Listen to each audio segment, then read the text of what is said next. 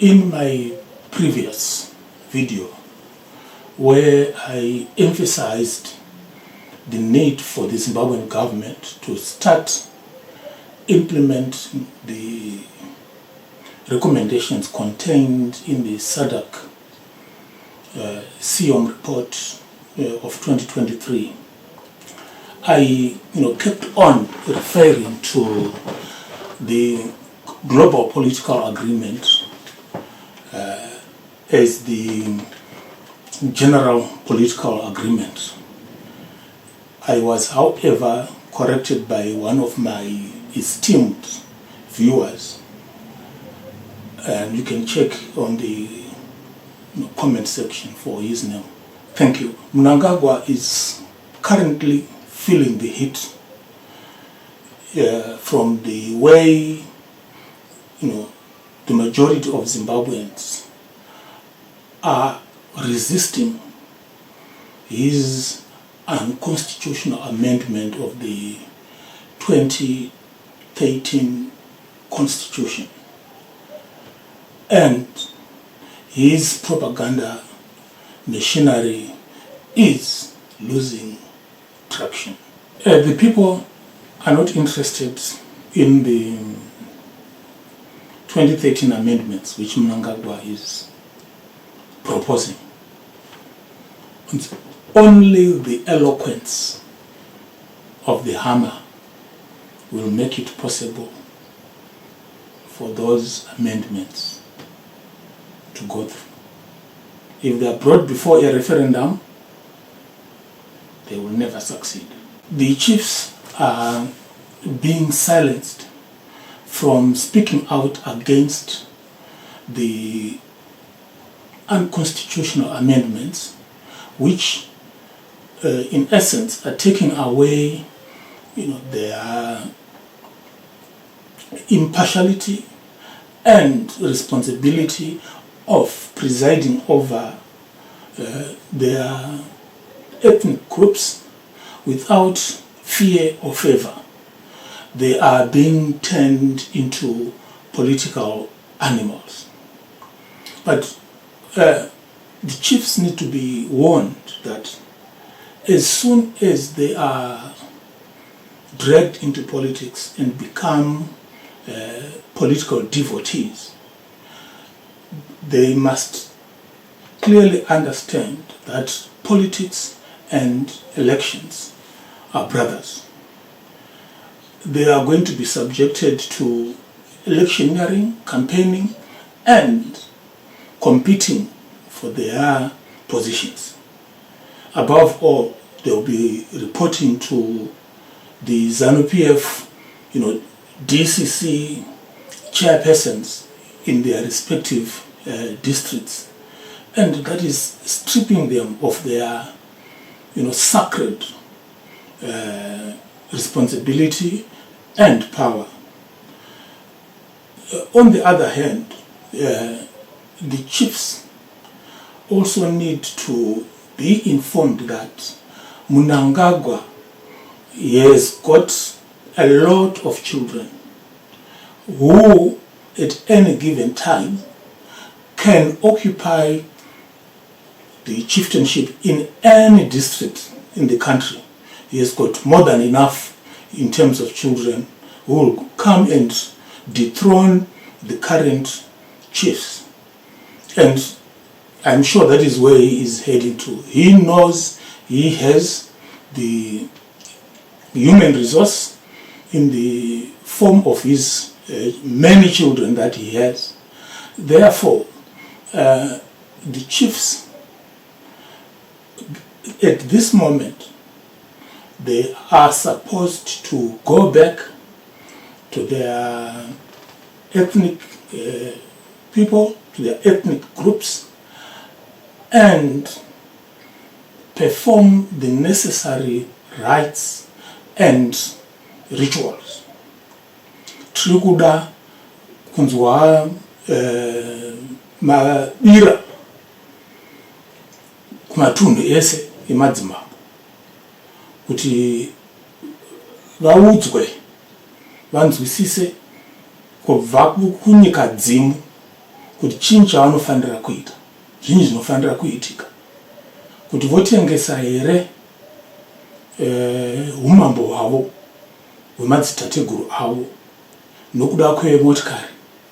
So the chiefs must understand that their chieftainship, their sacred power and royalty cannot be bought by a few pieces of silver in the form of vehicles.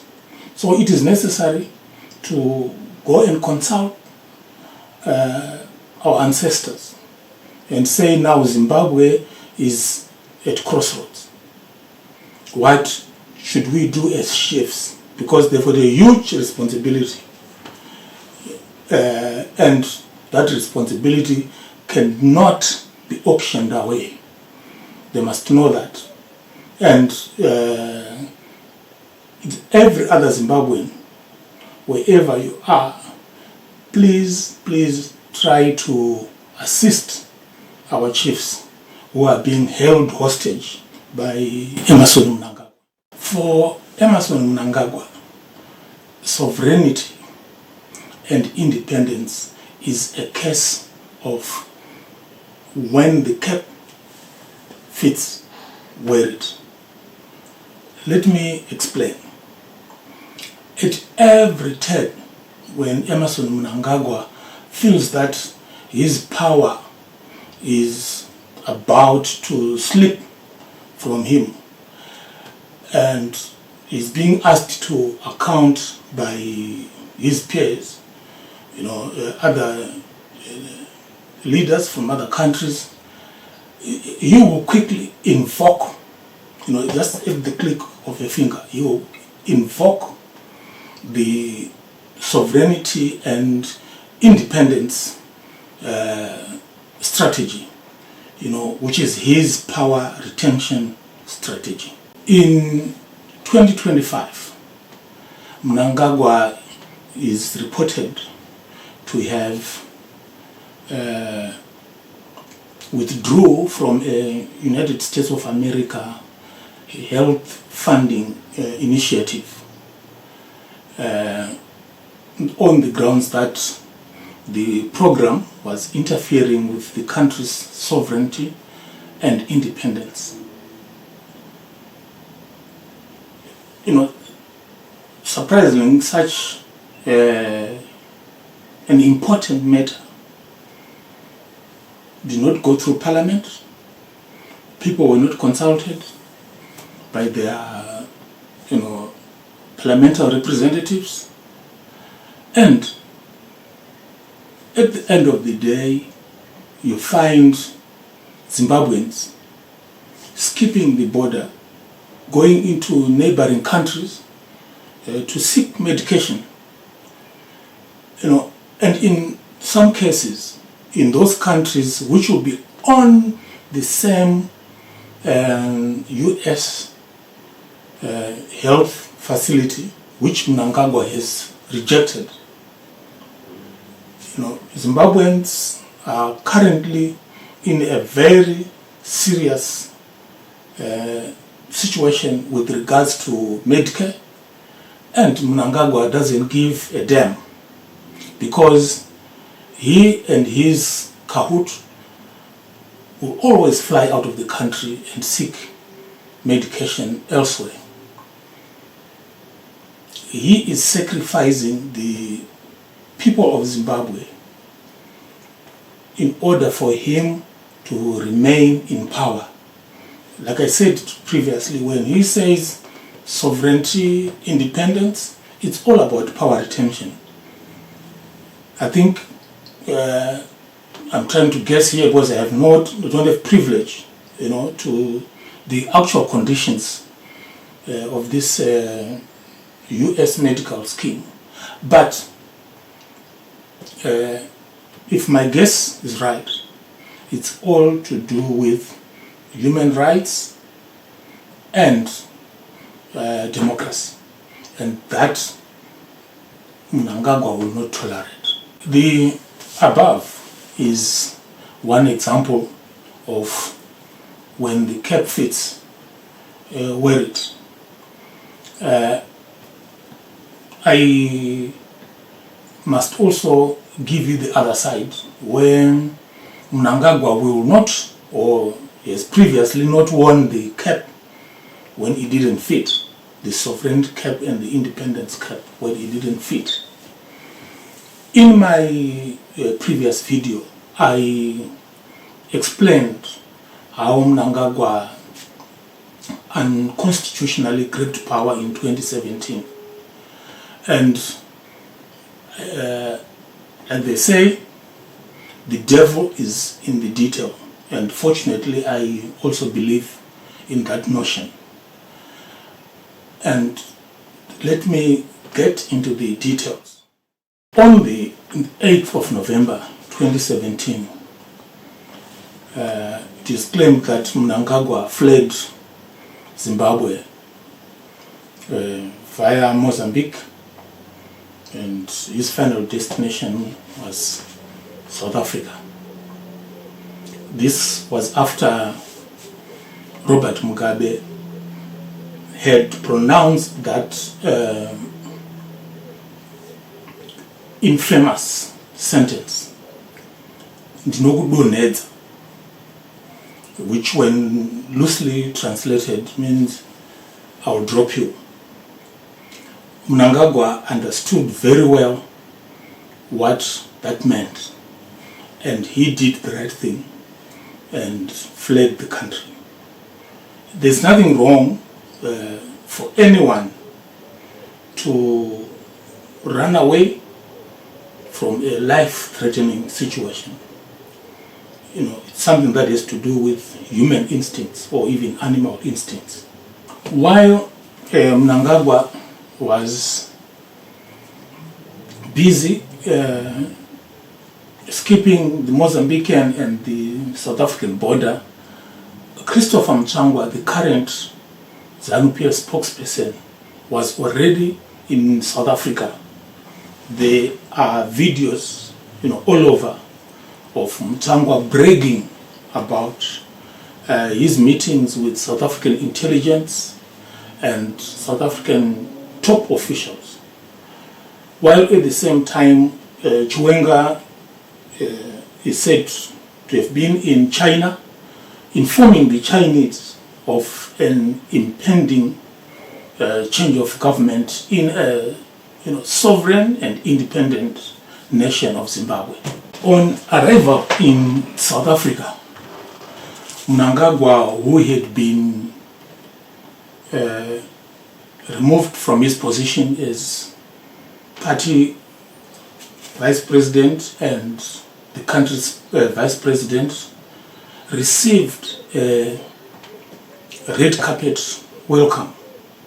He met with the then vice president of South Africa, Cyril Ramaphosa, who is now the current president, and he was also later to meet with Jacob Zuma, who was president. Mnangagwa was also said to have sought refuge at a church in South Africa, and several South African top government officials are said to have, paid him visits. A few days later, Mnangagwa announced, he made his famous announcement, "Deal done."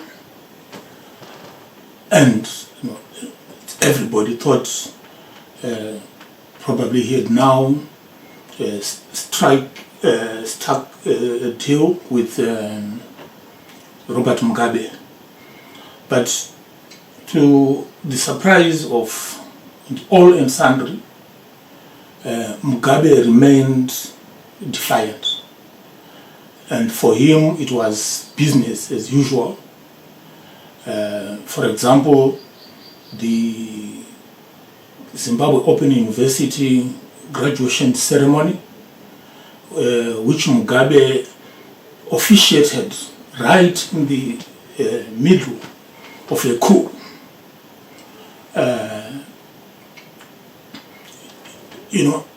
While armored cars, tanks, and soldiers were all over the streets of Harare. But Mugabe was composed, performing his duties. Then people wondered what was really happening. And those from the Zimbabwe Open University who graduated in 2017, they've got a wonderful story to tell, a very wonderful story to tell. And for me, there are a special lot who graduated right in the midst of a military coup. Therefore, there was no deal which was struck between Mugabe and Mnangagwa. So, whom did Emerson Mnangagwa struck a deal with?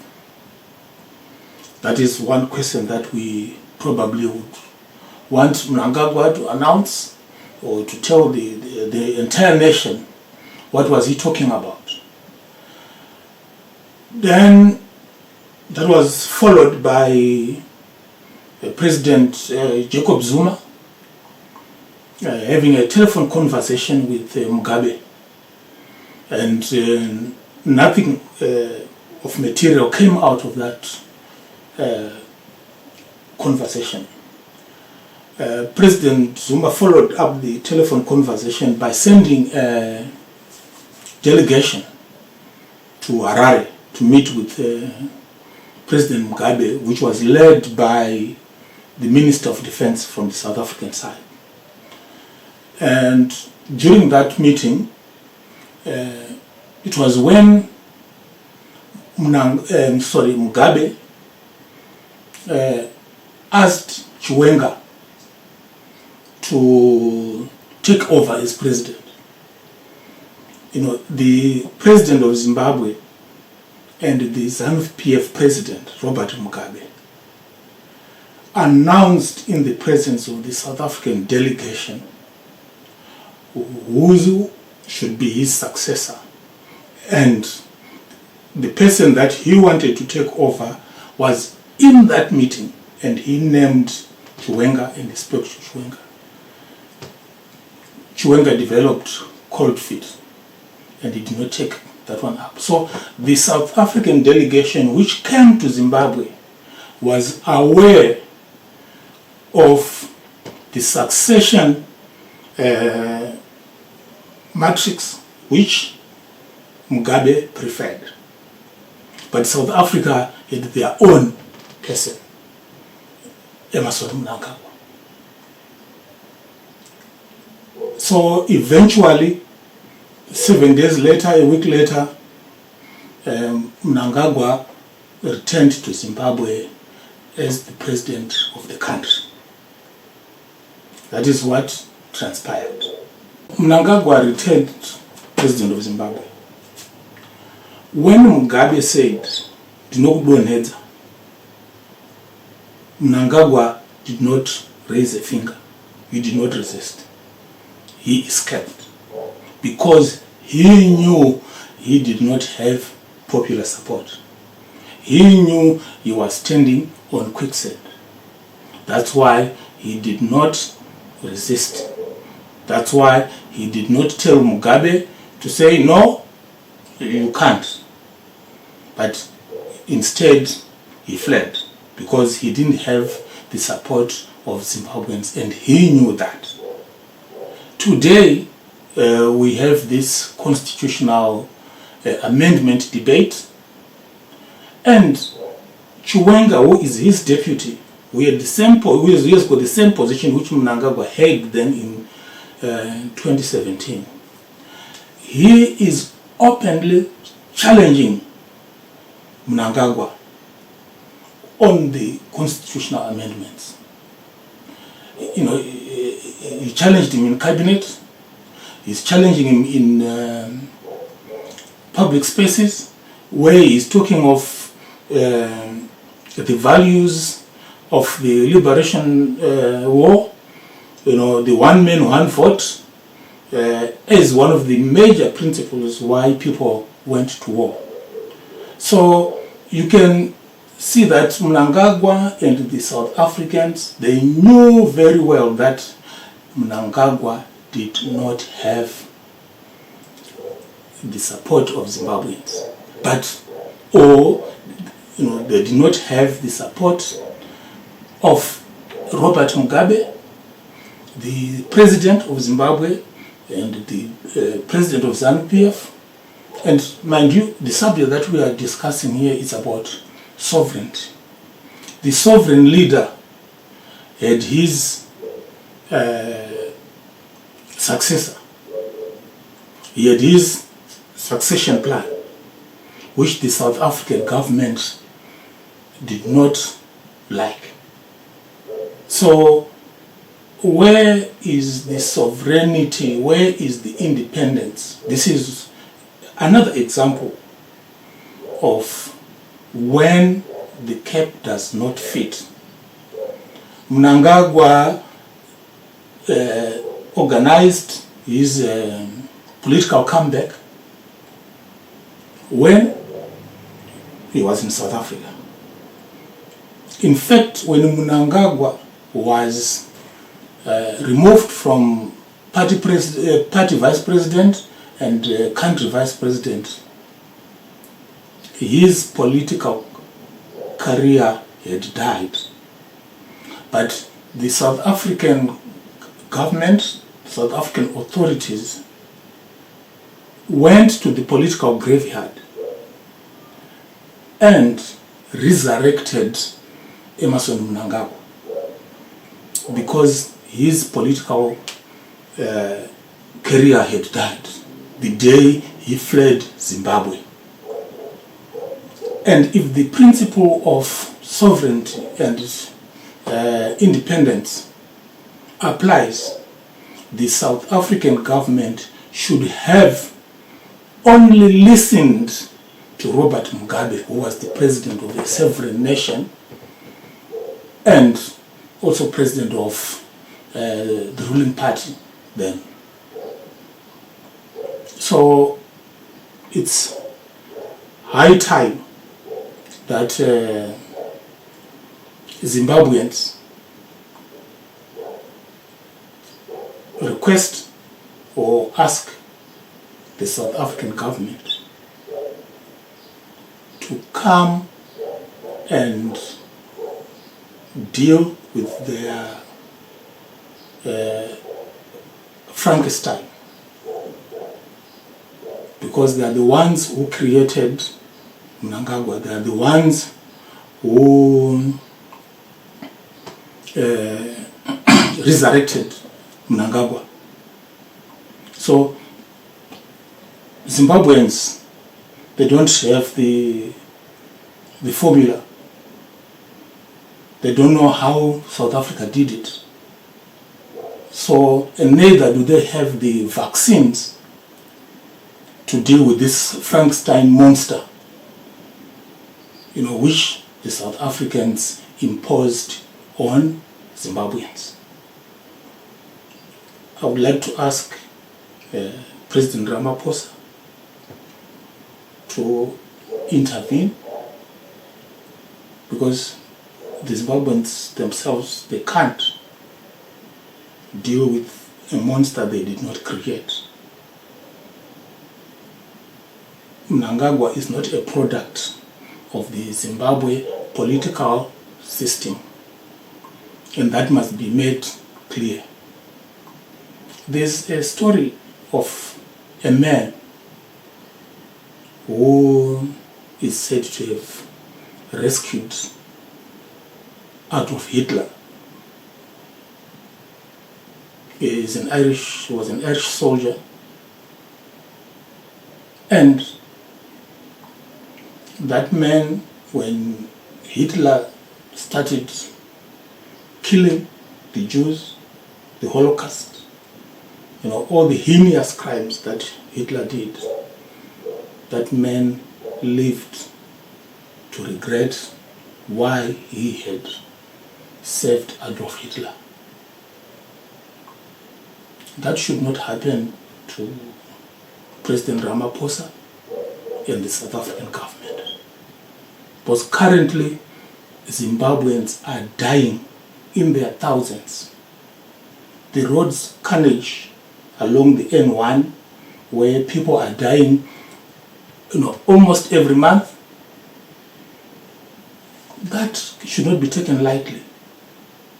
And the threat of xenophobia, where Zimbabweans are living in fear in South Africa, with the fear that they can be attacked anytime, that again cannot be allowed to continue. The list is endless, but my appeal is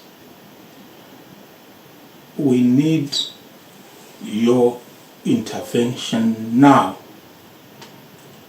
because I believe you created the Frankenstein, not the Zimbabwean people. I think my explanation was very clear. It is quite clear from what I talked about, Mnangagwa's escape to South Africa, Christopher Mnangagwa discussing, having meetings with South African intelligence in Sandton, and Chiwenga going to China, and other things that maybe do not come to light. That Zimbabwe's future was discussed outside the sovereign state, and it was determined outside the sovereign state. So for Mnangagwa to raise the sovereign state, each time he is put to account, it is unacceptable. It's not being honest, because for him, a sovereign state, an independent state, does not exist. And it is not the sovereign state and an independent state, and the processes within a sovereign state and an independent state which gave him power. That must be clear. And then after his resuscitation, we had the 2018 elections, where the election was disputed and people were killed in the streets. In 2020, President Ramaphosa then sent his special envoy, accompanied by Valeka Mpete, to meet with Mnangagwa. And what does Mnangagwa do? He throws a tantrum, and he refuses to meet with the South African delegation. And they came back. Is it Mufumandi, if the spelling is correct, came back with Valeta Mpete. So, after being resuscitated, after being given power, he now, disrespect the people who assisted him to ascend to power. What more of the ordinary poor Zimbabwean? See? Then again we had the Mohlante Commission, when former President Mohlante was asked to come and establish the circumstances around the killing of people, in the streets of Harare. He made, a number of recommendations. Again, to this day, some, if not all of those recommendations have not been implemented. Mnangagwa doesn't care. He doesn't listen to anybody. He doesn't respect anybody. So, to be honest, this is the monster that we are talking about. This is the Frankenstein, which was created by South Africa which is now haunting Zimbabweans and is causing untold suffering to the people of Zimbabwe. So the 2023 SIOM's report must be implemented. But Mnangagwa, he will not do that. He will not listen to anyone in the SADC region. You know, what he will do is he will throw a tantrum, he will use harsh words to anyone who tries to remind him of the correct things that he must do. And to really surely to expect ordinary Zimbabweans to deal with such a man, you know, it's beyond imagination. It's beyond imagination. So I urge the people who imposed Mnangagwa to come forward and deal with the matter.